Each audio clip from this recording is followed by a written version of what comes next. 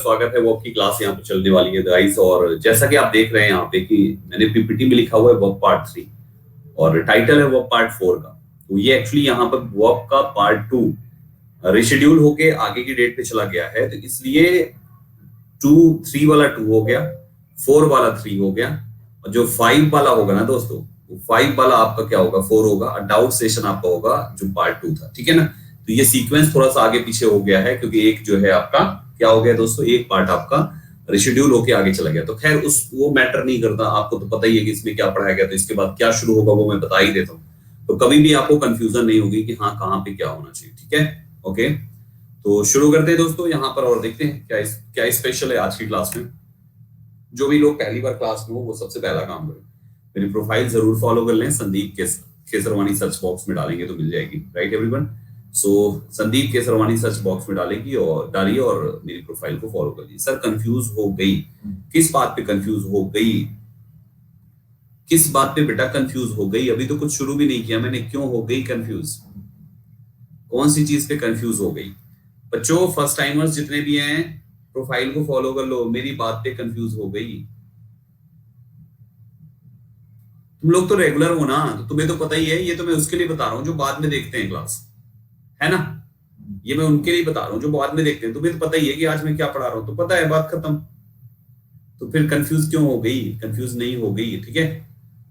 चलो मेरी regular class timings कुछ इस प्रकार से हैं दोस्तों, आप देख लीजिए, इसका स्क्रीनशॉट ले लीजिए। इधर वाली 4 क्लासेस फ्री हैं और एक क्लास पेड होती है जिसमें अभी आप मेरे साथ जुड़े हुए। The Hindu editorial her paid बच्चे को देखना चाहिए, क्योंकि आप सब जानते हो कि बिना एडिटोरियल एनालिसिस के कॉम्प्रिहेंशन, क्लोजटेड अरेंजमेंट में कुछ ना कुछ दिक्कत बनी रह जाती है। लेकिन एडिटोरियल पढ़ने में अगर इंटरेस्ट पैदा हो गया तो कॉम्प्रिहेंशन, क्लोजटेड अरेंजमेंट आपका अच्छा हो जाएगा। और ये 3 टॉपिक एसएससी के हर एग्जाम की जान है, जो इसके बिना संभव नहीं है। तो आप सभी को मेरे साथ हर रोज सुबह 7 बजे वाईफाई स्टडी यूट्यूब चैनल पे एडिटोरियल शो ज्वाइन करना चाहिए, ठीक है ना। आप लोगों के लिए लॉन्च किया है भाई। अभी कितने बच्चे सुबह वाला शो देख चुके हैं? शायद 5-6 हजार बच्चे देख लिए होंगे, या हो सकता है उससे भी ज्यादा, मैंने देखा भी नहीं, है ना। तो काफी बच्चे हैं जो डेली बेसिस पे क्लास में आते हैं। अगर आप उनमें से नहीं है तो आज से शुरू कीजिए, आज की क्लास देख डालिए और उसके बाद कल से लाइव अटेंड करना शुरू कर दीजिए। 5700 बच्चे, 5700 स्टूडेंट्स ने एडिटोरियल शो को देखा है। तो काफी स्पेशल सा शो है, इसलिए आप सभी को बोल रहा हूँ कि इसको देख लीजिएगा, बहुत कुछ सीखने को मिलेगा। धीरे धीरे इंटरेस्ट आएगा, लेकिन जब शुरू करेंगे तब से टाइम तो देना ही पड़ेगा। तो क्यों ना आज से शुरू किया जाए। चलो भाइयों, तो आज से अभी अगला पॉइंट शुरू करते हैं। हम लोगों ने वर्ब टॉपिक में मोडाल चल रहे थे और शायद हम लोगों ने शुड मोडाल तक या वुड मोडाल तक कंप्लीट कर लिया था, राइट। हमारा जो अगला पॉइंट शुरू होगा वो मस्ट से स्टार्ट होगा। तो एक बार फिर से सभी लोग ध्यान से कॉपी पेन के साथ आराम से बैठ जाओ। पीडीएफ तो मिलेगा ही बाद में नोट्स बनाने के लिए, लेकिन कुछ इंपॉर्टेंट पॉइंट्स जब लगे तो उसको हल्का सा नोट जरूर कर लीजिएगा। तो उससे क्या होगा कि जब दोबारा पीडीएफ आप देखेंगे तो रिवीजन हो जाएगा, चीजें अच्छी तरीके से लॉक हो जाएगी, right. So my dear aspirants, modals का अगला पार्ट है मस्ट। मस्ट के पहले के जितने भी मोडाल्स हैं हम लोग उसको ऑलरेडी कवर कर चुके हैं। मोडाल्स के बेसिक कॉन्सेप्ट्स में बहुत कुछ हमने बताया हुआ है।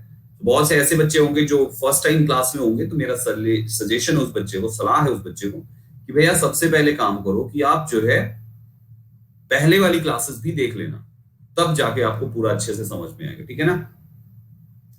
तो बच्चों फोकस क्लास की तरफ है या आपस में एक दूसरे की तरफ है? फोकस क्लास की तरफ है आप लोगों का कि आपस में है?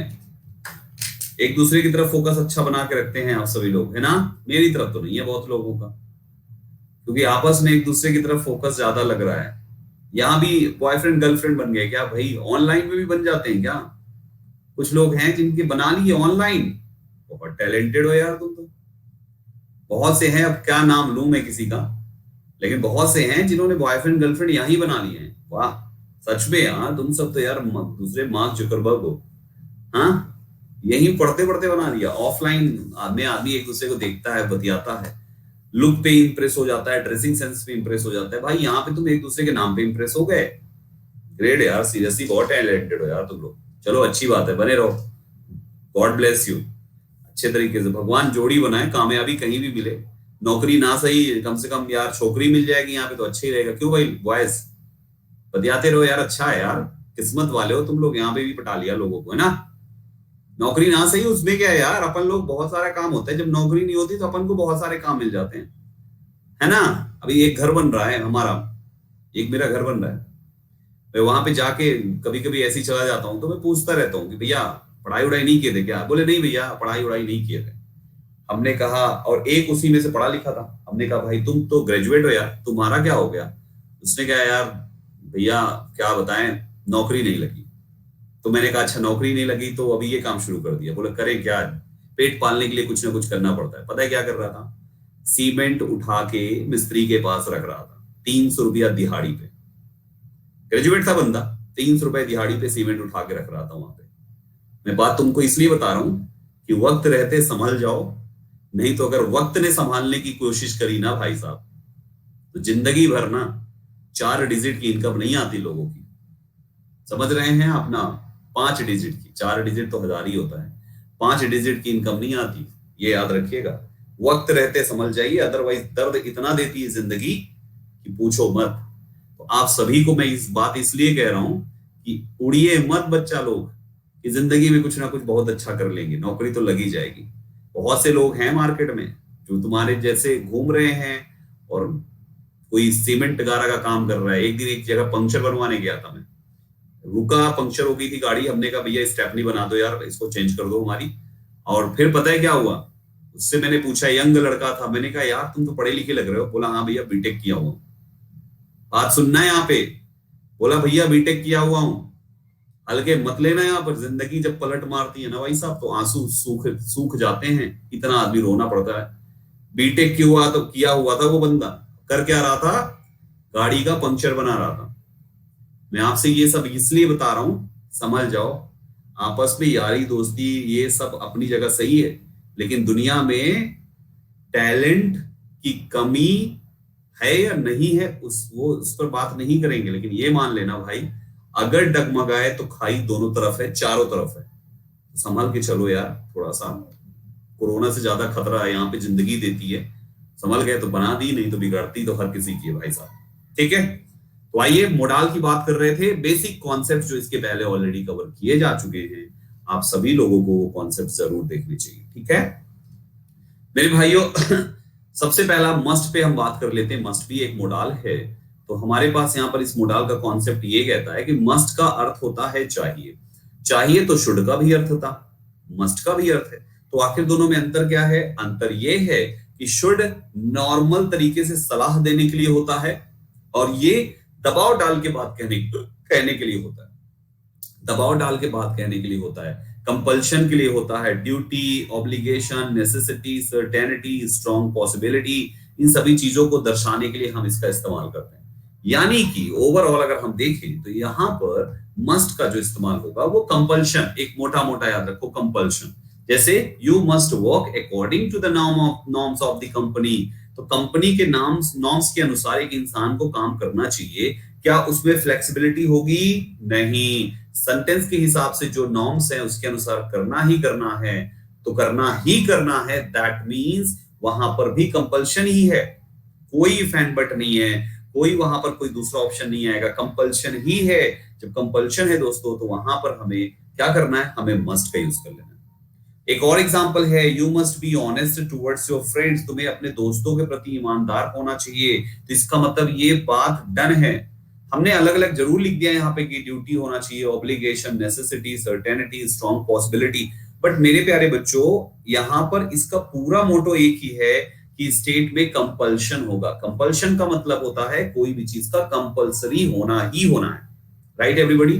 किसी भी चीज का कंपल्सरी होना ही होना है, इसलिए उस चीज को कहते हैं। क्या बात है बेटा ज्योति? कमेंट पे कर दीजिए जो भी आप लोग की रिक्वेस्ट है। जैसे मान लो कुछ ऐसा, कुछ अर्जेंट टाइप का कोई आपके सवाल हो या कुछ ऐसा हो, तो वो जो क्वेश्चन मार्क वाला सिंबल है ना, उसमें भेज दिया करो, तो मैं बाद में देख लेता हूँ, अर्जेंट वाले को रिप्लाई करता हूँ, बाकी स्किप कर देता हूँ, ठीक है? तो कोशिश करो अर्जेंट या इंपॉर्टेंट क्वेश्चन उसी में। स्क्रॉल बॉक्स में मैं सारे देख नहीं पाता, है ना, इसलिए। तो हमने यहाँ पर सबसे पहला और इंपॉर्टेंट पार्ट यहाँ पे देख लिया, ठीक है? ऑब्लिगेशन का मतलब होता है सौरभ कि अगर कोई आदमी आपको कुछ कह रहा है तो उसकी आज्ञा मानना ही मानना है, उसको हम ऑब्लिगेशन कहते हैं। पिताजी ने कहा बेटा अच्छे से पढ़ाई करो, तो पिताजी के कहे अनुसार आपको बात मानना ही मानना है। तो आप उनको ऑब्लाइज करेंगे। ऑब्लाइज मतलब ओबे करना, ओबे से ऑब्लाइज, ऑब्लाइज से ऑब्लिगेशन होता है, ठीक है, ये पॉइंट है यहाँ पे। सो पहला बात हमने देखा। दूसरा है मस्ट का प्रयोग ऑर्डर देने के लिए भी किया जाता है, जैसे you must go and arrest the most wanted criminal, तुम्हें जाना चाहिए और क्रिमिनल को अरेस्ट करना चाहिए। तो ये भी तो एक प्रकार से कंपलसरी वाली बात हो गई। अगर आप किसी को आदेश दे रहे हैं, मान लीजिए डीएसपी ने जो है एसआई को आदेश दिया, डीएसपी ने एसआई को बोला जाओ मोस्ट वांटेड क्रिमिनल को पकड़ के लाओ, तुम्हें पकड़ना चाहिए, जाओ, तुमसे ही भागा है। तो वहां पे आप उस जगह पर सामने वाले को आदेश दे रहे हैं, लेकिन बात तो कंपलसरी है ना। कंपलसरी जब चीजें होगी यानी कंपल्शन यहां पर भी आएगा। All the members of this company must be at meeting hall by 4 o'clock, इसका मतलब 4 बजे सभी को होना ही चाहिए। ये ऑर्डर कह लो या तो ये कह लो कि कंपल्शन के रूप में ऑर्डर है ना, कंपल्शन के रूप में ऑर्डर है। और याद रखें कि आपको चाहिए शब्द होगा तभी आएगा, यहाँ पे चाहिए शब्द होना मैंडेटरी है भाइयों, बिना चाहिए का आप क्यों लगाओगे यहाँ पे, राइट एवरीबॉडी। तो कंपल्शन के आड़ में ऑर्डर दे रहा है, आपको बस ये याद रखना, कंपल्शन जहां पे लगे कि बहुत ज्यादा वहां पे मतलब थोड़ा सा एम्फेसाइज करके बातों को कहा जा रहा है कि वो चीज होना ही होना है या तो करना ही करना है, तो हम वहां पे क्या करते हैं, मस्ट का यूज कर लेते हैं। तीसरा पॉइंट है, मतलब अगला पॉइंट है, अगला मोडाल है ऑट टू। ऑट टू का इस्तेमाल कहां पे करते हैं भाइयों, बहुत सिंपल है यार, एक झटके में याद हो जाएगा। देखो मोरल ऑब्लिगेशन जानते हो क्या होता है, मोरल ऑब्लिगेशन का मतलब होता है कि जिम्मेदारी, एक जिम्मेदारी वाला एहसास। मोरालिटी, नैतिकता कहते हैं ना, नैतिकता। तो अगर नैतिकता का भाव कहीं से भी दिखे आपको, नैतिकता का भाव दिखे, मोरालिटी का भाव दिखे, कहीं भी आपको दिखे, तो हर मोरालिटी नैतिकता वाली चीजें ऑट टू से बनाते हैं। लोग शुड से भी बना लेते हैं, तो वो पार्ट गलत नहीं होता, क्योंकि मोडाल्स में इस टाइप की नहीं आएगी कि ऑट टू लगना था मोरालिटी में और शुड लगा दिया, है ना। जैसे we ought to obey our parents भी सही है और we should obey our parents भी सही है, ये दोनों सही है भाई साहब, दोनों सही है। We should obey our parents भी सही है और we ought to obey our parents भी सही है, ठीक है, कोई अंतर नहीं है। You ought to help those who are in need and trouble, you must help those who are in need and trouble, you should help those who are need and trouble, तीनों स्टेटमेंट सही है, even must भी यहाँ पे सही है, right everyone. लेकिन we must obey our parents duty है, लेकिन जनरली हम जरूर हमें अपने पेरेंट्स की रिस्पेक्ट करनी ही चाहिए, करनी ही चाहिए, ऐसा कोई कंपल्सन नहीं है, क्योंकि कंपल्शन जब होता है तो वो बाहरी दबाव होता है और रिस्पेक्ट हमेशा अंदर से निकल के आता है, ओबे हमेशा अंदर से निकल के आता है। बात समझ पा रहे हो, दुनिया की कोई भी चीज, कंपल्शन हमेशा बाहर से आता है और रिस्पेक्ट, ओबे, सम्मान, ऐसी चीजें हमेशा दिल से आती है। तो जब कोई चीज अंदर से दिल से निकल के दिल से उसका भाव आए तो हम यहाँ पे ऑट टू का इस्तेमाल करते हैं या शुड का लगाते हैं। जब बाहरी दबाव पड़ता है तो वहां पे हम वहां पे मस्ट का यूज करते हैं। गॉट दिस पॉइंट, ये जरूरी है। जैसे लोग, बहुत सारे लोग होते हैं जो दबाव डाल के काम करवाना चाहते हैं या एम्प्लॉय पर बहुत प्रेशर डालते हैं, ये करो वो करो ऐसा करो वैसा करो, ये गलत है, नहीं करना चाहिए। एम्प्लॉय जब खुश रहेगा तो काम अच्छा करेगा, और अगर एम्प्लॉय कंपनी में नाराज है तो इसका ये मतलब नहीं कि एम्प्लॉय खराब है। कुछ केसेस में खराब भी होते हैं, दूसरे टाइप के होते हैं, लेकिन मैक्सिमम केसेस में बॉस के रवैये से एम्प्लॉय काम बिगाड़ देता है ना। बॉस का रवैया सही नहीं होता, इसलिए एम्प्लॉय कांड करके चला आता है, राइट। ऐसे करके ये चीज होता है दोस्तों कि भैया हमें थोड़ा सा सोच समझ के ही किसी भी जगह पर किसी भी एम्प्लॉय से बात करनी चाहिए। अगर वो बिगड़ता, कहते हैं बच्चा बिगड़ता है तो बाप का, माँ बाप का, पेरेंट्स का कुछ ना कुछ रोल होता है भाई। बच्चे बिगड़ने में माँ बाप का रोल होता है ना। अगर किसी घर में किसी बच्चे ने मुख में सिगरेट लगा ली, है ना, और गुटखा खा लिया, तो इतना मान के चलना कि माँ बाप का रोल है भाई, कुछ ना कुछ रोल है। रोल का मतलब ये नहीं कि बाप भी सिगरेट पीता है, नहीं, बाप सिगरेट पीते हुए बच्चे पर ध्यान नहीं दे पाया, या बच्चा सिगरेट पीता है इस बात को वो ऑब्जर्व नहीं किया, तो बाप भी गुनहगार है अगर बेटा गुनहगार है तो, ठीक है, क्योंकि उनको ध्यान देना चाहिए था। तो ये वही चीज है कि अंदर से भाव आना चाहिए। दुनिया में किसी चीज का जब अंदर से भाव आता है तो वहां पर वो एक जेन्युइन और एक इमोशंस की पॉजिटिव लहर दौड़ सी जाती है। और जब चीजें बाहर के दबाव से की जाती है ना, तो चीजें वहीं पे खत्म हो जाती है। जैसे अंडा होता है ना, अंडे होते हैं ना, गोले गोले अंडे, तो अंडे जब मुर्गी उसको अच्छे से सेक देती है, हैच कर देती है, तो अंडा जो है अंदर का वो लिक्विड धीरे धीरे करके बेबी में कन्वर्ट होता है, चिक्स में कन्वर्ट होता है ना, चूजे में कन्वर्ट होता है। जब वो कन्वर्ट होकर थोड़ा साइज बड़ा होता है तो अंडा अंदर के दबाव से फूट जाता है, जब अंदर के दबाव से फूटा तो एक नया जीव बन गया जो हर तरफ खुशियां ही खुशियां बिखेरेगा। और जब बाहर से अंडा ऐसे मार के तुम तवा में डाल देते हो तो क्या बन जाता है? ऑमलेट। बाहर के दबाव से फोड़ा तो ऑमलेट बन गया, नया जीव हत्या हो गई। अंदर के दबाव से फूटा तो जीव की उत्पत्ति हो गई। तो कहने का मतलब वही चीज है, ठीक है।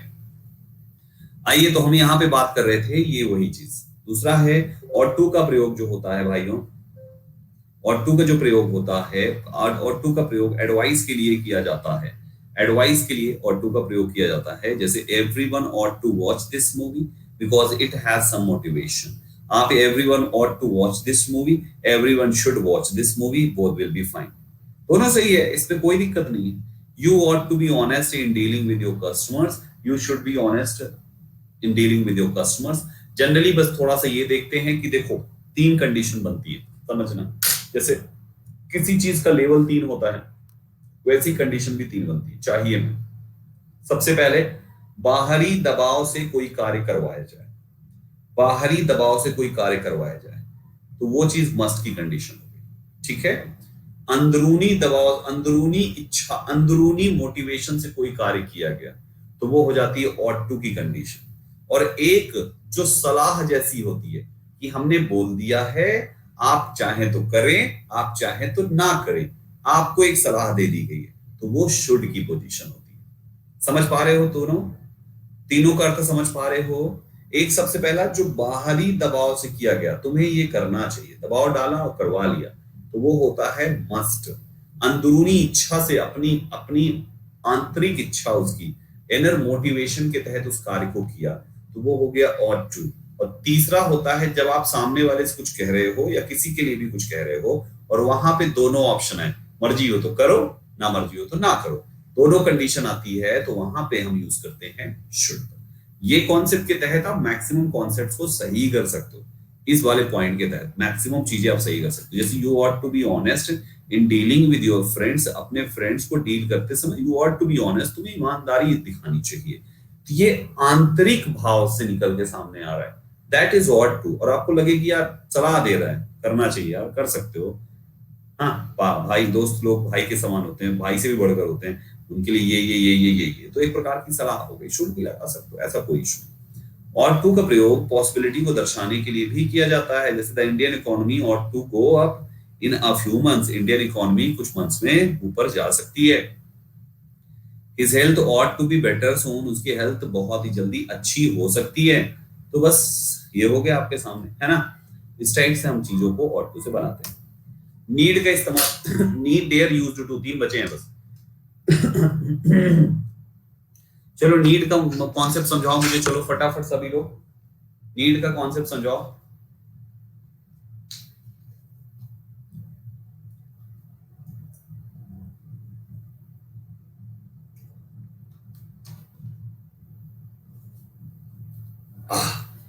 हाँ चलिए,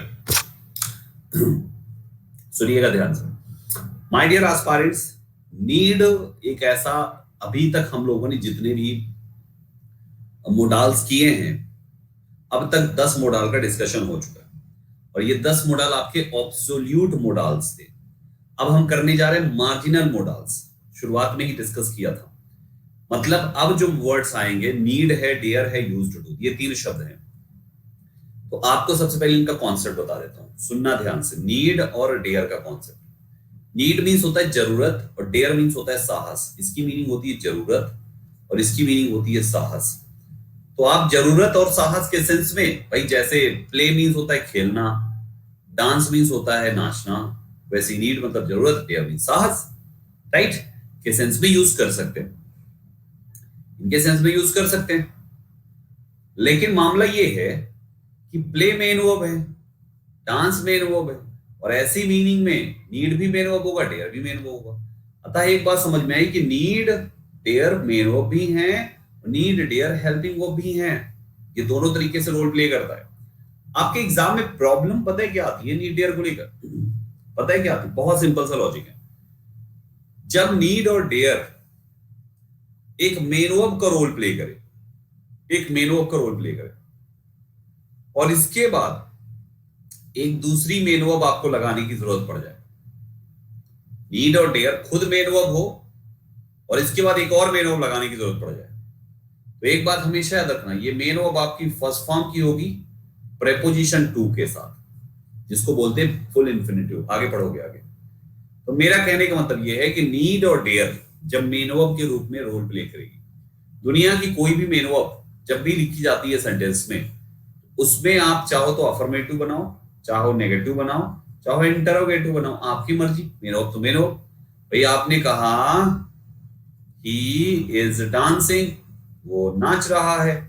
दूसरा आपने कहा ही इज नॉट डांसिंग, वो नहीं नाच रहा है। तीसरा आपने कहा is he dancing, is he dancing, क्या वो नाच रहा है। तो हमने देखा अफर्मेटिव, नेगेटिव, इंटरोगेटिव तीनों में डांसिंग डांसिंग डांसिंग यानी मेन वर्ब के रूप में इस्तेमाल किया। तो वही मैं समझा रहा हूं आपको कि ये जब मेन वर्ब के रूप में होगा तो आपका टू प्लस मेन वर्ब की फर्स्ट फॉर्म लेगा, और as a main verb need और डेयर चाहे अफर्मेटिव सेंटेंस में लिखो, चाहे नेगेटिव सेंटेंस में लिखो, चाहे इंटरोगेटिव सेंटेंस में, तीनों प्रकार के सेंटेंसेस में आ जाता है। राइट एवरीबॉडी, तीनों प्रकार के सेंटेंसेस में आ जाता है, क्योंकि मेन वर्ब है, दुनिया की हर मेन वर्ब आती है, उसमें क्या कोई नया थोड़ी संदीप सर बता दिए। नया कौन सी बात बताएं? नया बताएं है ये बात कि इसके मेन वर्ब के रूप में सेंटेंस में इस्तेमाल होने पर आपको इसके बाद टू प्लस मेन वर्ब की फर्स्ट फॉर्म लिखनी पड़ेगी। Right everyone. और एज अ हेल्पिंग वर्ब के रूप में जब ये इस्तेमाल होगा तो केवल फर्स्ट फॉर्म आएगी मेरे भाइयों, टू नहीं आएगा। और आप याद करो तो हेल्पिंग वर्ब सेंटेंस में नीड डेयर प्रेजेंट इंडेफिनिट जैसे लग रहे हैं, जैसे प्रेजेंट इंडेफिनिट में डू डज अफर्मेटिव में जनरल सेंटेंसेस में नहीं आता, वैसे इसमें अफर्मेटिव में नहीं आता। यानी एज अ हेल्पिंग वर्ब केवल फर्स्ट फॉर्म लेगा और नेगेटिव प्लस इंटरोगेटिव में ही यूज होगा, अफर्मेटिव में यूज नहीं होगा दोस्तों। राइट। अब आ जाओ इनके एग्जांपल्स। एक लाइन फिर से समझ लो, इसको समझ लो, याद हो जाए, फिर आगे बात बढ़ाता हूं। एक बार देखो, नीड डेयर जब हेल्पिंग वर्ब है तो मेन वर्ब की फर्स्ट फॉर्म क्यों आया, इसको समझो भाइयों। Need dare as a helping verb main verb की फर्स्ट फॉर्म ही अकेले क्यों लेता है, समझिए। आप मान लो नीड डेयर की जगह एक हेल्पिंग वर्ब ले लो, कैन। आप सेंटेंस लिखते हो तो आप क्या लिखते हो? आई कैन डू इट, ये लिखते हो ना।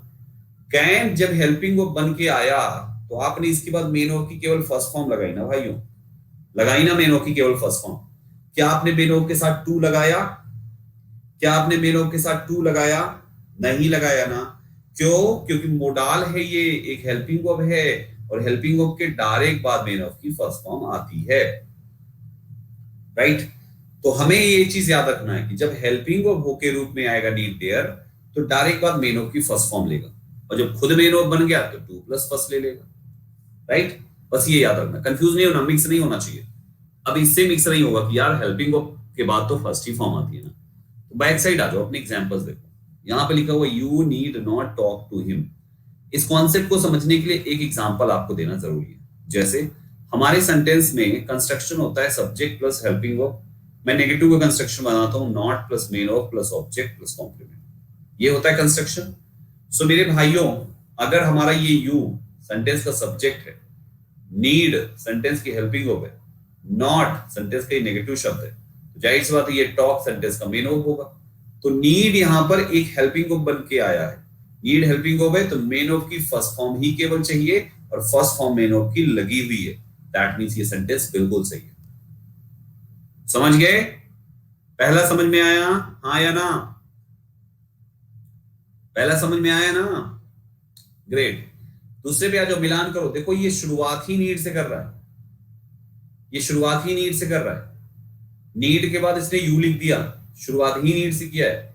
तो शुरुआत जो है, आप बताओ मुझे कि अफर्मेटिव असर्टिव सेंटेंस में जो शुरुआत होती है वो किससे होती है? वो किसकी होती है भैया? हेल्पिंग वर्ब से ही तो होती है। तो इसका मतलब ये नीड तुम्हारा हेल्पिंग वर्ब है। तो हेल्पिंग वर्ब है तो अभी भी तुम इसके बाद मेन वर्ब जो लगाओगे वो फर्स्ट ही फॉर्म की लगाओगे, इसलिए यहां पर भी टॉक टॉक ही है, टू टॉक नहीं किया गया। ठीक। तीसरे में आ जाओ, शी के बाद आपने नीड्स लगाया, मेन वर्ब की एस और ईएस फॉर्म। एस और ईएस फॉर्म मुझे बताओ हेल्पिंग वर्ब की होती है कि मेन वर्ब की होती है? एस और ईएस फॉर्म किसकी होती है? हेल्पिंग वर्ब की कि मेन वर्ब की? एस और ईएस फॉर्म होती है मेन वर्ब की भाइयों। इसका मतलब यहां पे नीड मेन वर्ब हो गया। जब ये मेन वर्ब हो गया तो अब दूसरी मेन वर्ब कौन सी आएगी? टू प्लस फर्स्ट फॉर्म की, इसलिए यहां पर देखो टू टॉक लिखा हुआ है।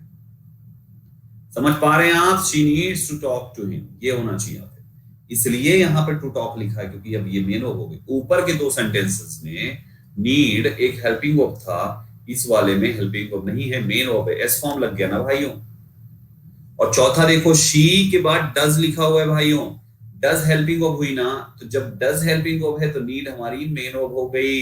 अब ये इसमें भी नीड मेन वर्ब है, तो आपको इसके बाद भी टू प्लस फर्स्ट लिखना है, इसलिए यहां पर भी टू टॉक लिखा गया है।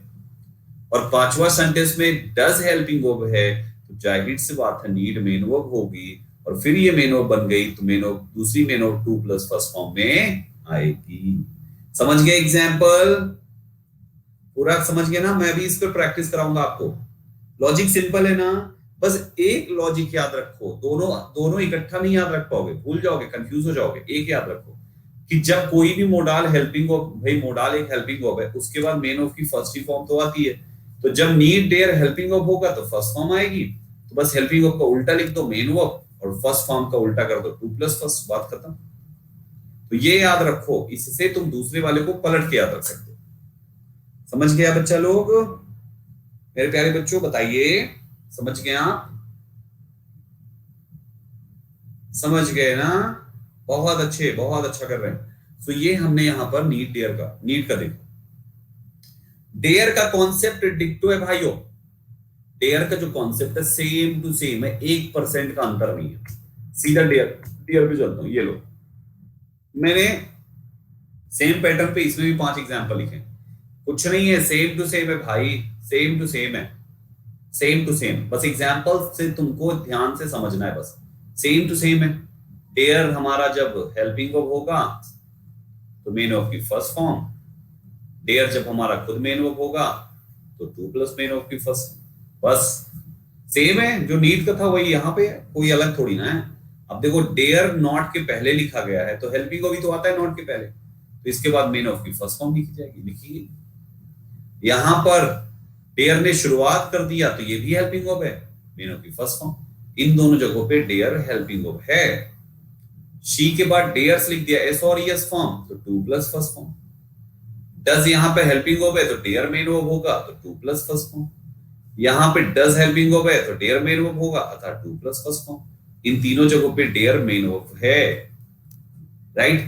तो बात वही है, कुछ नया नहीं है इसमें, बात वही है, बस टेंस एंड मोडाल्स का combination, tense and modals, right everybody? Got this point? बस इतना नीड एंड डेयर में इतना ही याद रखना है, इससे ज्यादा एक सिंगल एरर नहीं पूछी जाएगी।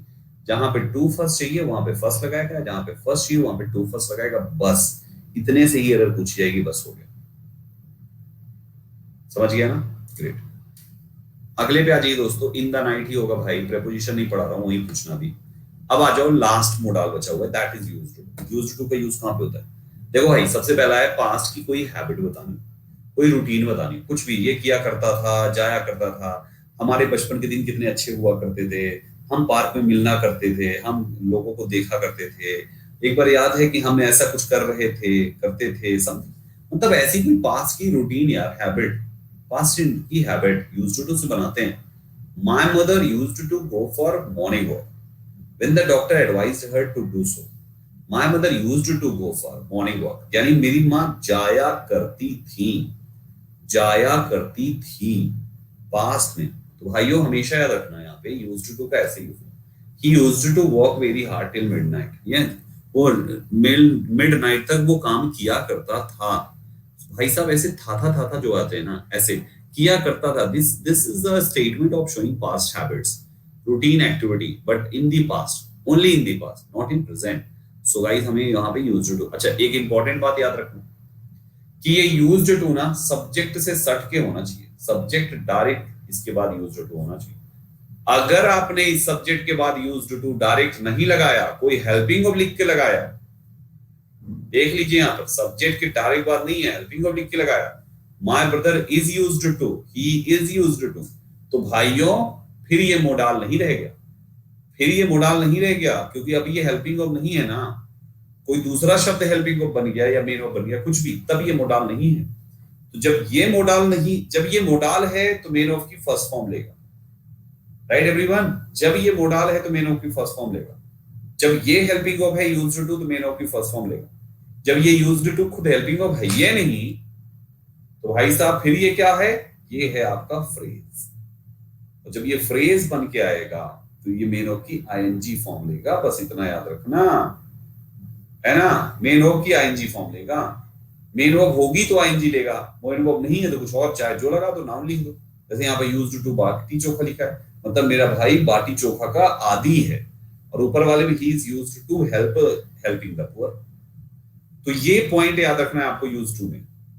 यूज्ड टू से इतने ही प्रॉब्लम पूछी जाती है। यूज्ड टू है सर कैसे पता चलेगा, कैसे पता, इसमें बताया ही क्या है, ये कंस्ट्रक्शन याद नहीं रख पाओगे। सब्जेक्ट डायरेक्ट बाद यूज्ड टू, और एक है subject plus verb plus used to. अब देखो बस यही तुमको ध्यान देना है, डायरेक्ट बाद है तो ये हेल्पिंग वर्ब हो गया, अब मेन वर्ब की फर्स्ट फॉर्म आएगा। और अगर डायरेक्ट बाद नहीं है, कोई वर्ब दूसरी लग गई फिर ये आया, तो भाई साहब मेन वर्ब की आईएनजी फॉर्म आएगा, जिसको हम चिरंड कहते हैं। समझ गए? और एग्जांपल्स दे दूं, आपने कहा he used to go there, और अगर आप कहते हैं यहाँ पे देयर, THERE है, और अगर आप कहते हैं ही वॉज यूज्ड टू, अब क्या लिखोगे, गोइंग देयर। समझ रहे हो ना? आपने कहा she used to cry in her childhood,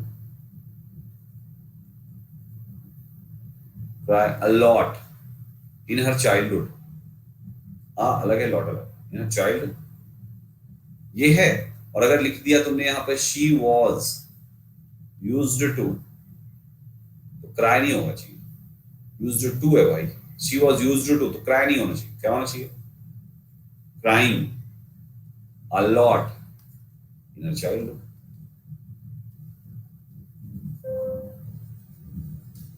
समझ गए ना?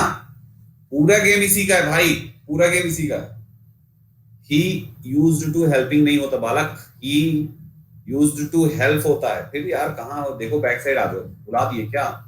ही is used to helping the poor, ये वर्ब आ गई तो बस यूज्ड टू के बाद आईएनजी आएगा, बात खत्म। यूज्ड टू के बाद आईएनजी आएगा क्योंकि वर्ब आ गई है। जो वर्ब नहीं आएगी तो यूज्ड टू खुद वर्ब हो गया, और खुद वर्ब है तो हर जगह तो यही तो सिखाते आया हूं मैं, हर जगह यही तो सिखाते आया हूं कि मोडाल कोई सी भी आएगी उसके डायरेक्ट बाद फर्स्ट फॉर्म लिखना है, चाहे यूज्ड टू हो, चाहे नीड हो, चाहे डेयर हो, चाहे शैल हो, चाहे विल हो। एक्स्ट्रा क्लॉज तो यही, एक्स्ट्रा इंफॉर्मेशन तो यही है ना, ये सब तो पुराना ही चल रहा है। समझ गए? ये सब तो पुराना ही चल रहा है, ये तो पुराना ही चल रहा है, ये तो सारे मोडाल्स के साथ चलता है भाई।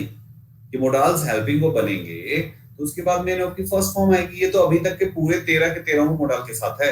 एडिशनल यही है कि जब वो हेल्पिंग वर्ब खुद है ही नहीं, तब कौन सा नियम लगेगा, तो यूज्ड टू का नियम है जिरंड, और नीड डेयर का नियम है फुल इन्फिनिटिव। बस ये आपको याद रखना, ठीक है ना? बस यही होगा। टेंस कुछ भी, चाहे प्रेजेंट बनाओ चाहे पास्ट में बनाओ, ऐसा कुछ नहीं है। चाहे तुम वॉज लिखो चाहे इज लिखो, इज लिखोगे प्रेजेंट हो जाएगा।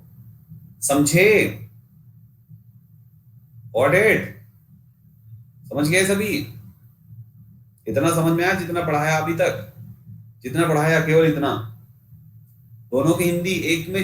अरे he is used to going there, वो वहां जाने का आदी है। He was used to going there, वहां जाने का आदी था। यूज्ड टू मतलब होता है किसी चीज को करने का आदी होता है। जैसे कहते हैं तुम तो इसके ये तो बार बार करो तुम यूज्ड टू हो जाओगे, इसके बोलते हैं ना आदमी, बार बार करो इसको यूज्ड टू हो जाओगे। यूज्ड टू हो जाओगे मतलब यूज्ड टू हो जाओगे, दैट्स इट। एडिक्टेड हो जाओगे, एडिक्शन हो जाएगा, बिल्कुल सही कहा सर, हैबिट हो जाएगी। ठीक है, चलो बहुत अच्छे, आगे चलते भाइयों। इसके बाद तो ये हमने हेल्पिंग वर्ब का पूरा पार्ट खत्म कर लिया। ठीक है, हम शुरू करने वाले हैं मेन वर्ब चैप्टर, जो कि बहुत इंपॉर्टेंट है, और मेन वर्ब का नॉन फाइनाइट शुरू होने वाला है। ठीक है ना? इस टॉपिक का सबसे अंतिम बार, इस वाले का सबसे अंतिम टॉपिक, वर्ब का सबसे अंतिम टॉपिक करवा दें। चलो थोड़ी बहुत कुछ प्रैक्टिस लाया हूं। अच्छा सुनो सुनो सुनो, इसमें आंसर भी लिखा हुआ है यार, हट नहीं पाया जल्दी जल्दी चक्कर में। ऐसे तुमको ना पेज वेज रखे होगा तो लगा के थोड़ा सा एक एक क्वेश्चन देखो, बस थोड़ा थोड़ा सरकाना ही, उतना ही देखना जितने पे क्वेश्चन है ना। ऊपर के 3 क्वेश्चन में आंसर नहीं लिखा, नीचे वाले देख लोगे तो क्वेश्चन खराब हो जाएगा। उतना ही सरकाना जितना क्वेश्चन दिख रहा है, जब वो खत्म हो जाए तो धीरे धीरे यूं सरकाना, दूसरा ना खुलने पाए, ठीक है। चलो स्क्रीन हाइड कर लो, मैं 5 तक काउंट करूंगा। 1 टिक टिक 2 टिक टिक 3 टिक टिक 4 टिक टिक 5 हो गया, ठीक है ना। चलो अब शुरू करते हैं, ये रहा। चलो भाई एक्सरसाइज। पहला क्वेश्चन है हिज ब्रदर थिंक्स, उसका भाई सोचता है, उसको भाई को लगता है कि somebody must have dared steal his scooty। चलो भाई सोच के आंसर देना, मामला खराब ना होने पाए, ध्यान से। चलो एरर बताओ।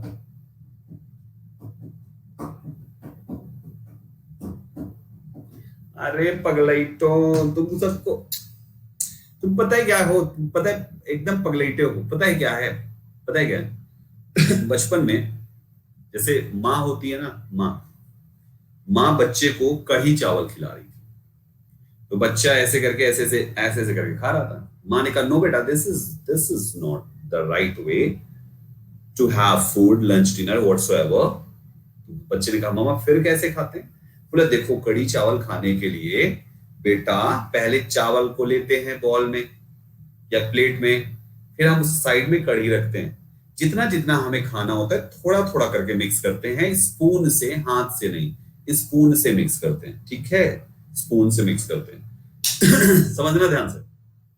अभी सुनो, बच्चे ने क्या, बच्चे को माँ कैसे समझा रही, बेटा स्पून से थोड़ा थोड़ा मिक्स करके खाते हैं। तो बच्चे ने कहा ठीक है मम्मा, आप देखो मैं खा लेता हूं, ऐसे ऐसे करके खा गया। अगले दिन घर पे बना दाल चावल। बच्चे ने कहा मम्मा भूख लगी है, माँ ने उसको दाल और चावल दे दिया। बच्चे ने फिर से वैसी प्लेट डाला और दाल डाली और उसके बाद यूं यूं करके खाने लगा। माँ आई, उसको बोली बेटा ये क्या बात है, कल ही सिखाया था कि ऐसे नहीं खाते, थोड़ा थोड़ा मिक्स करते और स्पून से खाते हैं।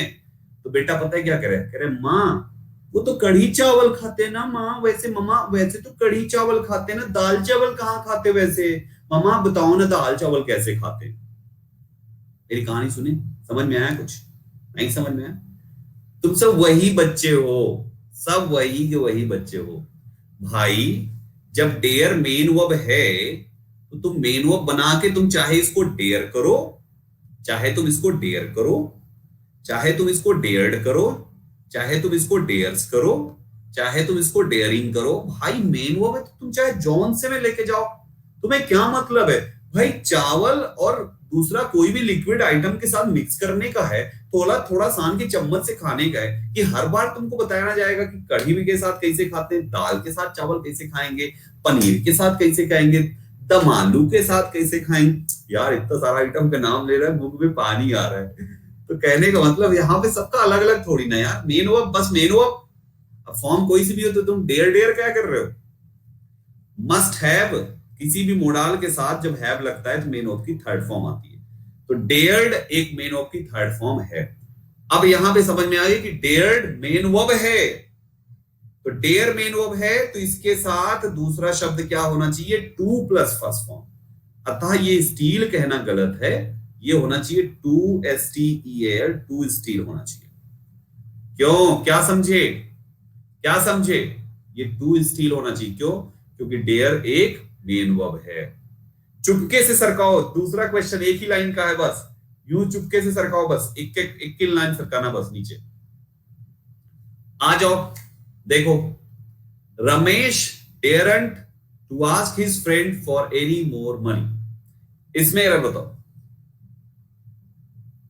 टू को रिमूव करना है। अरे पूनम सोच के, नो एरर भी हो सकता है। हाँ।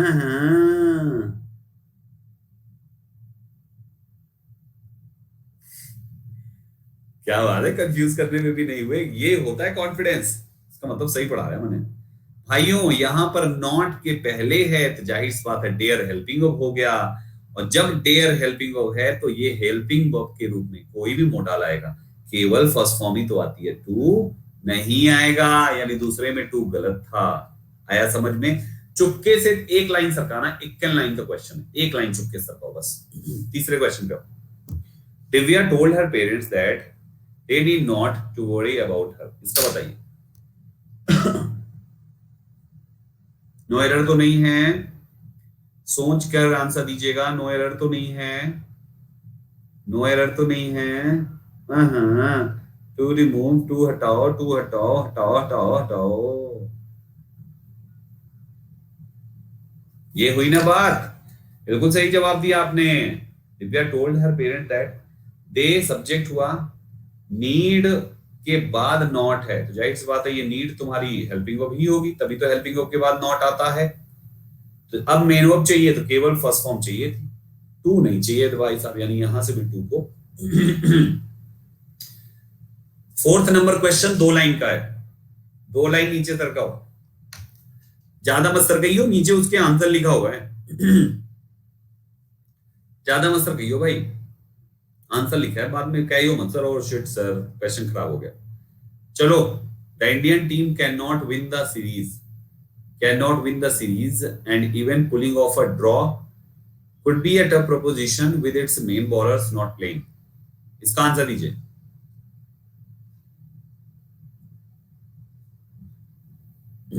बिल्कुल सही कहा, जब can not win the series तो सब कुछ प्रेजेंट ही तो चल रहा है, प्रेजेंट में फिर हम जब सेम चीज की बात कर रहे हैं तो फिर कुड नहीं लगाएंगे भाई साहब, क्योंकि कैन के साथ जब कुड आएगा तो फिर वहां पे तो पास्ट हो जाएगा। राइट एवरीबॉडी, ग्रेट, आंसर देख लीजिए। फिर एक लाइन नीचे सरकाइए, एक ही लाइन का क्वेश्चन है बस। He can write a letter in English if he wanted to, यदि वो चाहती तो वो एक लेटर लिख सकती है। आंसर दीजिए,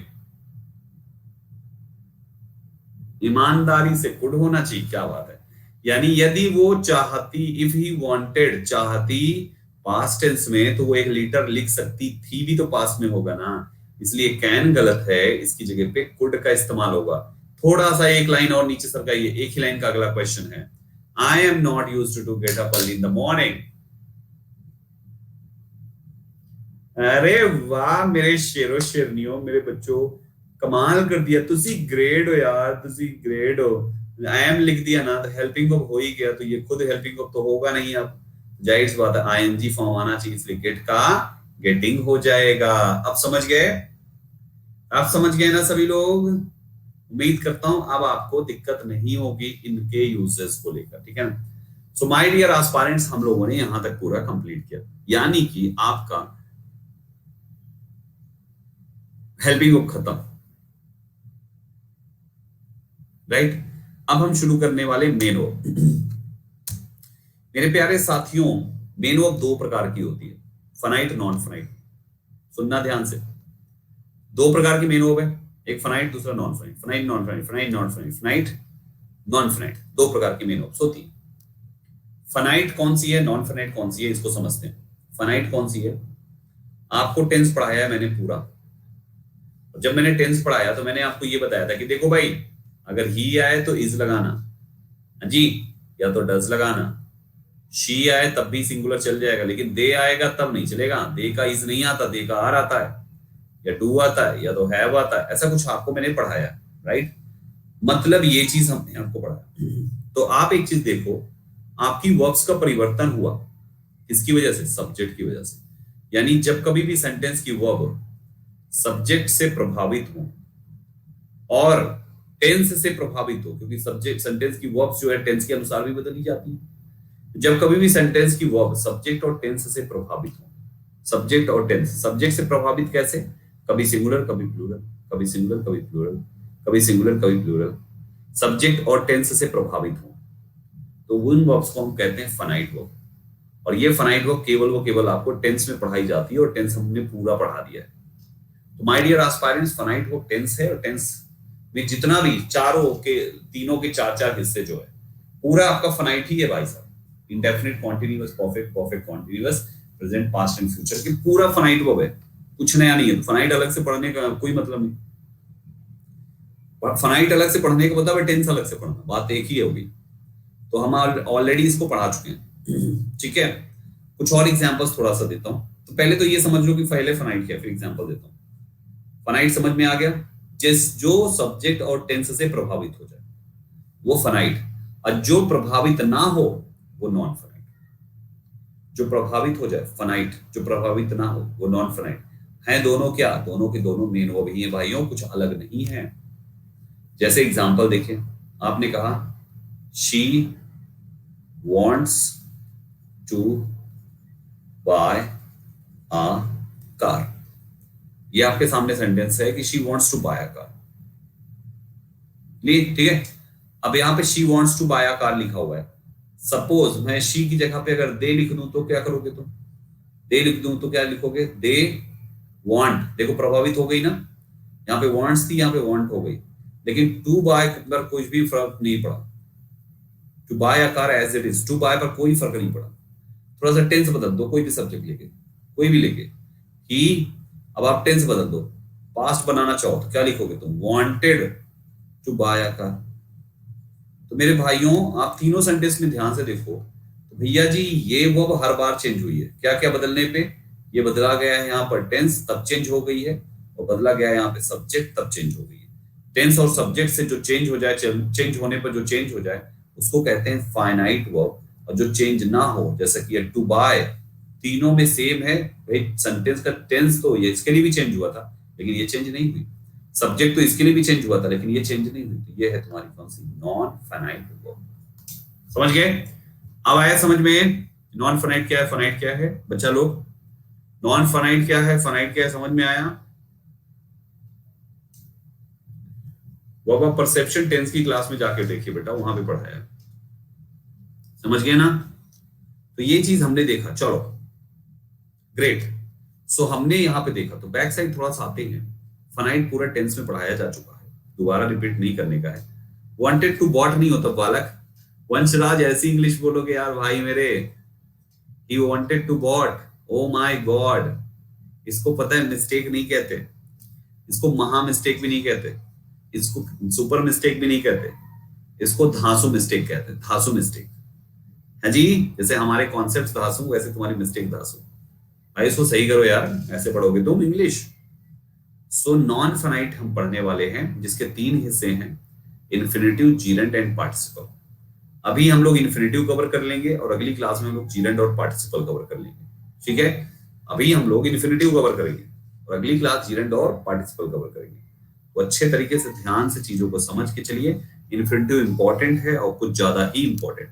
ठीक है, आइए शुरू करते हैं। तो सबसे पहले है इन्फिनेटिव क्या होता है। कुछ नहीं होता यार, सिंपल है। मेन वर्ब की फर्स्ट फॉर्म इन्फिनेटिव है यार, राइट? कभी टू प्लस फर्स्ट फॉर्म, कभी केवल फर्स्ट फॉर्म। बस दो इन्फिनेटिव हुए। एक होता है फुल इन्फिनेटिव, ये होता है टू प्लस मेन ऑफ की फर्स्ट फॉर्म। दूसरा होता है बेयर इन्फिनेटिव, और ये होता है केवल फर्स्ट फॉर्म, इसमें टू नहीं लगेगा। अभी नीड डेयर के साथ जो हम आपको सिखा रहे थे ना, वो यही था भाई साहब। Two plus first form, that was full infinitive. ठीक है, लेकिन वहां के हिसाब से, वहां के टाइप से मैंने पढ़ाया है। अब यहाँ के हिसाब से यहाँ के टाइप से पढ़ाऊंगा। तो इन्फिनेटिव्स फुल है और बेयर है, दो प्रकार के इन्फिनेटिव्स होते हैं, फुल एंड बेयर। ठीक है मेरे भाइयों, कहां पे फुल इस्तेमाल होता है और कहां पे बेयर इस्तेमाल होता है, पूरी कहानी केवल इस चीज की, केवल इसी चीज की कहानी है और कुछ नहीं है। कहां पे? अभी हमने नीड और डेयर में यही तो सिखाया ना, कब फुल लगाना है, कब बेयर लगाना है। बस वहां पे फुल बेयर बोला नहीं, लेकिन था तो यही चीज। तो आपको यहाँ पे यही सीखना है, कब फुल लगाना है, कब बेयर लगाना है, कब एक्टिव वाइज है, कब पैसिव वाइज है। बस ध्यान से सुनिएगा मेरे भाइयों। टू प्लस V1 और केवल V1, ये तुम्हारा एक्टिव वाइज है। टू बी प्लस V3 और BV3, ये तुम्हारा पैसिव वाइज है। जैसे अगर कहते हो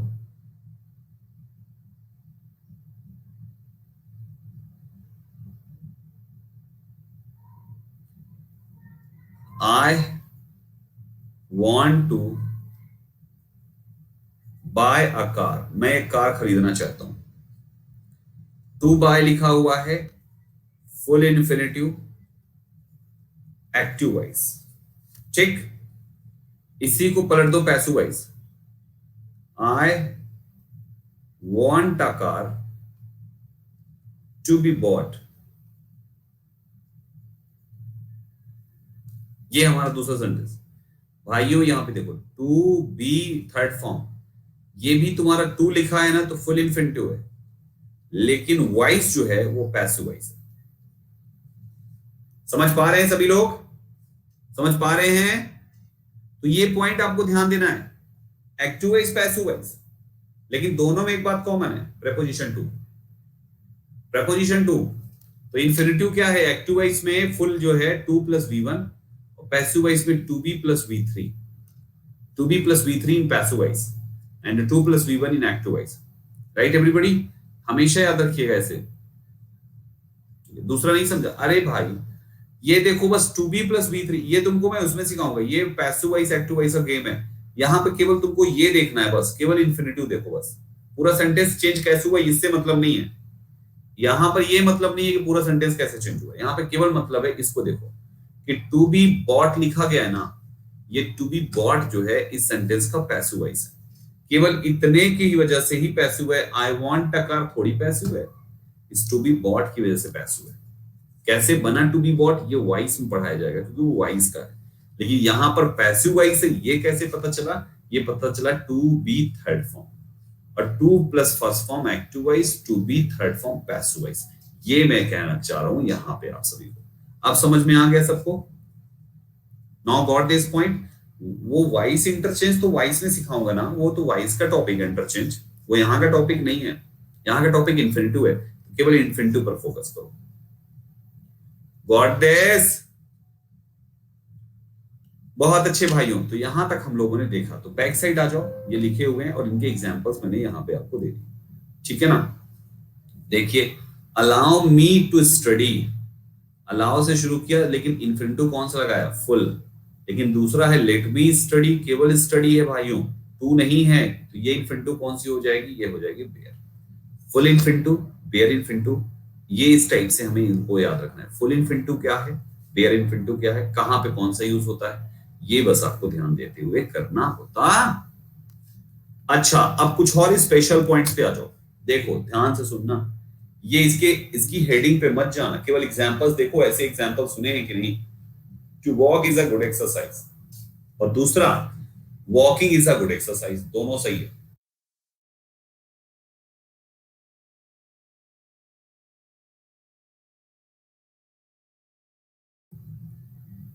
good exercise, walking is a good exercise and to walk is a good exercise, ये दोनों सही है।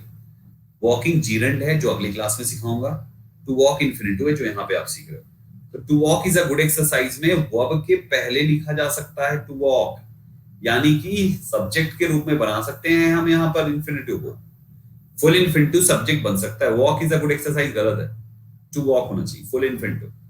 तो हमारा क्या है, पहला रूल ये है कि फुल इन्फिनिटिव, अभी फुल इन्फिनिटिव ठीक है ना, use of infinitive with two का मतलब वही फुल जिसके साथ टू विद में साथ में। तो भैया जी यहाँ पर to walk is a full exercise, यानी हम एज अ सब्जेक्ट यूज कर सकते हैं। To forgive is divine as a subject. तो आपके इन्फिनिटिव्स सेंटेंस की शुरुआत कर दें अगर ना, कि अगर टू प्लस मेन ऑफ की फर्स्ट फॉर्म लिख के कोई हेल्पिंग वर्ब लिख दे तो समझना वो सही है, उसमें गलती नहीं, कुछ और इधर छोड़ो, ठीक। दूसरा क्या है, ऑब्जेक्ट के रूप में, ऑब्जेक्ट मतलब वर्ब के बाद यार, जैसे अभी सब मैं वही तो लिखा था, he refused to obey his parents, ये to obey तुम्हारा है ऑब्जेक्ट है। I like to play cards, ये play cards क्या है, ये भी तुम्हारा ऑब्जेक्ट है। तो ऑब्जेक्ट के जैसे ऐसे होता है, ठीक ठीक है, हाँ great. To forgive is divine, अगले पे आ गए। As an adjective to qualify noun, इस हेडिंग पे मत जाओ, केवल एग्जांपल देखो। He is not the, this is not the time to play, क्या ऐसी लाइंस आपने पहले नहीं सुनी? This is not the time to play. He is a man to be admired. To play, full infinitive, active voice. To be admired, full infinitive, passive voice. बस simple logic. He is a man to be admired. वो एक आदमी है जिसकी तारीफ की जानी चाहिए। And this is not the time to play. ये खेलने का समय नहीं है। So my dear aspirants, हमने दोनों सेंटेंसेस में एक क्वालिफायर के रूप में, क्वालिफायर के रूप में कैसे, इससे मतलब मत रखो, बस एग्जांपल्स देखो। ऐसे एग्जांपल्स होते तो हैं, दैट मींस हमारा ऐसे भी यूज किया जा सकता है। क्लियर हुआ? ग्रेट। अब देखो थोड़ा सा यहां पे लंबी कहानी आने वाली है। फुल इन्फिनिटिव का इस्तेमाल इतनी सारी वर्ब्स के बाद हम करते हैं। Use of infinitive with two after these verbs, ये वर्ब के बाद जो दूसरी वर्ब आएगी वो फुल इन्फिनिटिव की रहेगी। ये वर्ब के बाद बड़ी लंबी चौड़ी वर्ब है ना। इन वर्ब्स के बाद जैसे एक देख लीजिए, इसमें कहीं पर प्लान लिखा होगा तो प्लान के बाद इन्फिनिटिव देखो फुल आई है। हेजिटेट के बाद देखो इन्फिनिटिव फुल आई है। तो they planned to visit the Red Fort, she hesitates to speak here. आप इसमें चेक करो, ये दोनों शब्द मिलेंगे।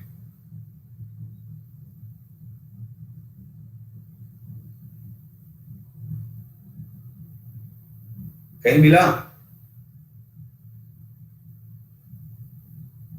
नहीं है क्या?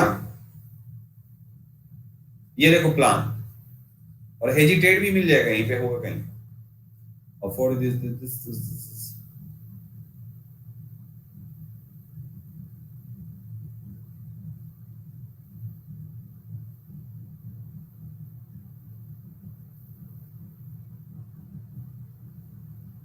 ये लिखा है हेजिटेट, राइट। सो भाइयों यहां पे देखो, मतलब इन इन ये जो वर्ब्स है ये तो तुम जो मर्जी जो टेंस में चाहो उस टेंस में लेके जाओ। इनको जौन से टेंस में ले जाना है उस टेंस में लेके जाओ, इनको किसी भी टेंस में यूज कर सकते हो। इनके बाद जो दूसरी वर्ब लिखोगे ना वो तुम्हारा रहेगा फुल इन्फिनिटिव। अब याद कैसे करेंगे, this is the question. Words की लिस्ट तो बहुत ज्यादा है, अब सुनो याद कराता हूं मैं तुमको। हम इसको मिलके एक कहानी बनाते हैं, एक कोई भी कहानी। जैसे जब हम कोई कोर्स को अफोर्ड नहीं कर पाते, जब हम किसी कोर्स को अफोर्ड नहीं कर पाते तो हम बिगिन करते हैं अटेम्प्ट करना, और अटेम्प्ट करना कि कहीं पे जॉब मिल जाए। हम लोगों के पास बेग करते हैं, लोग हमें बॉदर करते हैं, हमारी बिल्कुल भी केयर नहीं करते, है ना। हमें कहीं पर भी चूज नहीं करते कि कंपनी में रख लें, लेकिन फिर भी हम अपने घर वालों के कंसेंट से अपने काम को कंटिन्यू तो करते हैं ना। हम डेयरिंग तो है ना, हमारे अंदर इंडीवर तो है ना, हेजिटेट तो नहीं करते हम, क्योंकि हमारा इंटेंट जो है वो लर्न करना है, लाइक लव एंड अंडरटेक करना है, चीजों को मैनेज करते हुए अरेंज करना है। इससे सीम होता है कि हम अपने दर्द को फॉरगेट करके हर तरीके से एग्री हैं अपनी नीड को पूरा करने के लिए, किसी चीज का कभी रिग्रेट नहीं करते। मतलब ये हुआ कि क्यों अपने बॉस को कभी निगलेक्ट करते ही नहीं है, दूसरे कितना भी ऑफर दे लेकिन हम अपने प्लान पर ही प्रीफर रहते हैं, प्लान को ही प्रीफर करते हैं, खुद को हमेशा प्रिपेयर करके बिल्कुल प्रिटेंड ना करते हुए आगे प्रोसीड करते जाते हैं। दूसरे कुछ भी कहें उनको रिफ्यूज करेंगे, अपना ट्राई कभी बंद नहीं करते, और विश करते हैं कि दुनिया हमें रिमेंबर करेगी। और प्रॉमिस करता हूं, आई स्वेयर, अपने पर्पस को कभी फेल नहीं होने दूंगा। होप करता हूं कि आप भी डिसाइड करके, डिटरमाइन करके अपीयर होंगे हमारे साथ, चाहे कुछ भी हैपन हो जाए। गारंटी के साथ कहता हूं कि आपसे भी मैं लर्न करूंगा और प्रूफ करूंगा, चाहे कुछ भी हो जाए। ऐसा सीम होता है कि मैं किसी के थ्रेटन से डरता नहीं हूं। लो भैया, कहानी बैठे बैठाए बना दिए, तुरंत बन गई कहानी। ये कहानी अभी अभी बनाई है, जैसा शब्द आया मैंने उसको, उस लाइन का, उस कहानी को उसी डायरेक्शन में मोड़ता मैं चला गया। ठीक है, तो आपको इस कहानी को एक दो बार सुनोगे ना, ये दिमाग में सब बैठ जाएंगे पूरे वर्ड्स। ठीक, इनके बाद आता, इन सभी शब्दों के बाद आएगा 2+V1। दूसरी लिस्ट है कहानी की ये। इनके बाद केवल V1 आता है, सॉरी, इनके बाद भी 2+V1 आता है। ये एडजेक्टिव्स हैं, वो वर्ब है। able, unable, anxious, glad, happy, pleased, surprised, shocked, lucky, likely, right, wrong, stupid, fit, delight, angry, astonished, horrified, disappointed। कहानी सुनिए कि आप अपने जिंदगी में एबल हो किसी काम को करने के लिए या अनेबल हो। आप थोड़े एंग्जियस होने चाहिए। एंग्जियस मींस होता है बेचैन। आप काम करने में एबल हो या अनेबल हो, डजंट मैटर। अगर आप एंग्जियस हैं तो आपका जो जिंदगी है वो ग्लैड, हैप्पी और प्लीज्ड से भर जाएगा, क्योंकि आप हमेशा लोगों को सरप्राइज दोगे, आप लोगों को शॉक करोगे, खासतौर पे उनको जो लक पर यकीन करते हैं। कहते हैं I am lucky, likely right होंगे, रॉन्ग होंगे, लेकिन स्टूपिड नहीं होंगे, क्योंकि आप फिट हो यार, डिलाइट हो। अब एस्टोनिश, आप कभी एंग्री नहीं होते हो ना, है ना, क्योंकि आप एस्टोनिश पे नहीं बल्कि खुद पे यकीन रखते हो। आप पर कोई फर्क नहीं पड़ता कौन आपको आगे हॉरिफाइड कर रहा है या कौन आपको डिसअपॉइंट करने की कोशिश कर रहा है। This is the second story. इसके बाद भी यूज करते हैं टू प्लस मेन ऑफ की। कहानी को 2 बार 3 बार सुनना, सब सेट हो जाएगा दिमाग में। और लास्ट है भाइयों, दैट इज बेयर इन्फिनिटिव। इसको कल पढ़ाऊंगा, 3 पेज है बेयर इन्फिनिटिव, ठीक है। बेयर इन्फिनिटिव कल पढ़ाऊंगा। चलो, तो आज की क्लास में केवल इतना ही दोस्तों। बहुत कहानियों के साथ चीजों को डन किया। उम्मीद करता हूं मेरी कहानियों से आपको फायदा मिलेगा और सारे वर्ड्स एक झटके में 10 मिनट के अंदर याद हो जाएंगे 2 से 3 बार सुनने के बाद, ठीक है। ओके, चलिए 2 बजे की अगली क्लास है, उसकी तैयारी भी करनी है। Thank you, bye bye, take care.